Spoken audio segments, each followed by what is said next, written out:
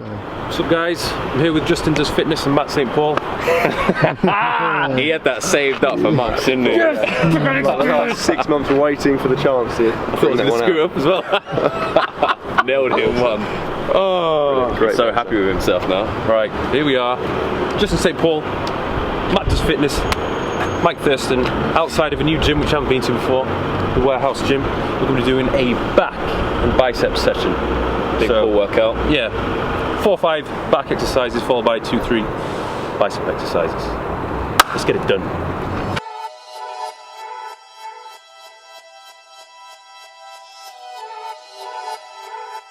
So the first exercise we're going to go into is the wide grip pull-up. Now before we go into any working sets, we're going to do a few activation sets where we just retract the scapula and keep the elbows fixed. We'll do 1 or 2 sets of these and then we'll go into the working set. This is basically going to help activate the lats and improve overall engagement during those working sets. Listen to this, man.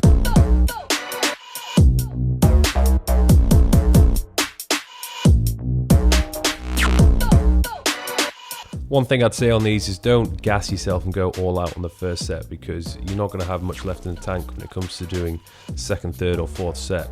And allow yourself enough rest in between sets, because these really do take some time to recover.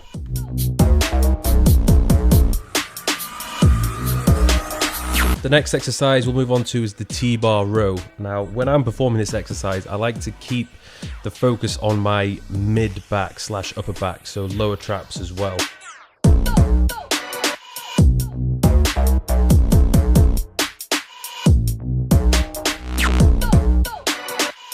I'd also mention that when I'm doing this, I tend to use the smaller plates, so either 10 kilogram plates or 15 kilo plates, just to help maximize the range of motion.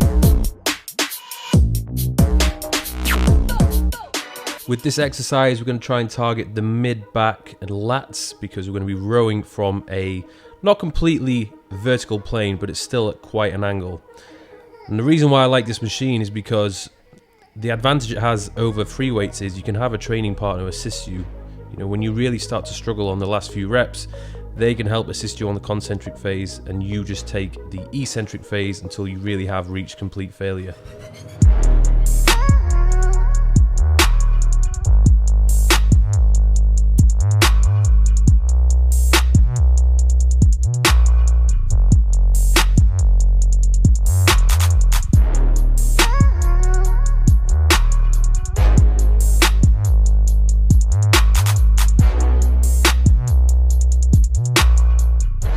One thing that I really want to try and emphasize with all of these rowing movements is you have to pull with your shoulders, you have to retract the scapula. It's far too easy if you think with just pulling the weight towards you with your hands, you're going to over-engage your bicep. I say this time and time and again, but it's so important. You've got to pinch your shoulder blades back and squeeze them together. So now we're going to move on to a different rowing variation. We're going to switch up the grip, so it's going to be underhand. We're going to be engaging a little bit more bicep in this variation, and I would say we're trying to target more of the mid back, so lower trap, rhomboid, rear delt and upper lat.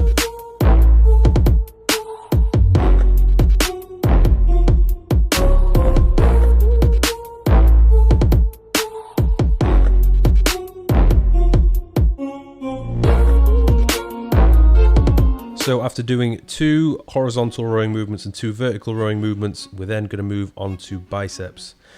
Since we have training partners available, we're going to go on to the easy bar preacher curls. Now, I like doing these because you are fixed in place. You also notice that I'll put my hand out in front of Matt. So I'm trying to get him to keep the tension on his biceps throughout the entire movement. A lot of people have a tendency to cheat, curl all the way up where their hands are above their elbows and they lose tension on the biceps. So I'm really trying to make it as difficult as possible for them. Then obviously, since you have a training partner, you can take advantage of them spotting you on the concentric phase when you start to fail, and then you will take the eccentric phase. Something which is definitely worth doing once you are on your final set.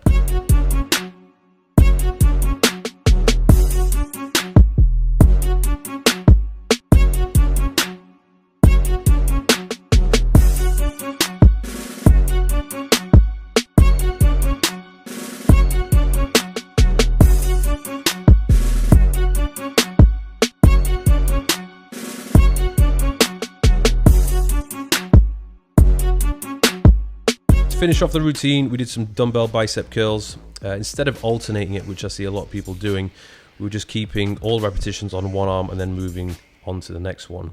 I feel like when you alternate it, you're basically just making it easy for yourself and giving your biceps a little bit of rest in between each arm.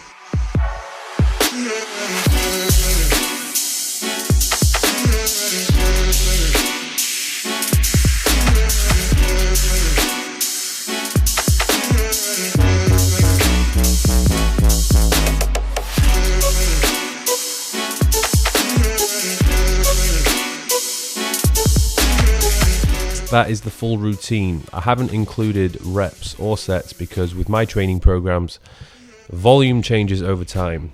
It generally increases, followed by a deload week, and then it will increase once again, so it's cyclical. If you do want to get involved and sign up to any of my training programs or get involved with the online transformation course, check out the link at the top of the description box. Thanks for watching, and I'll see you guys soon.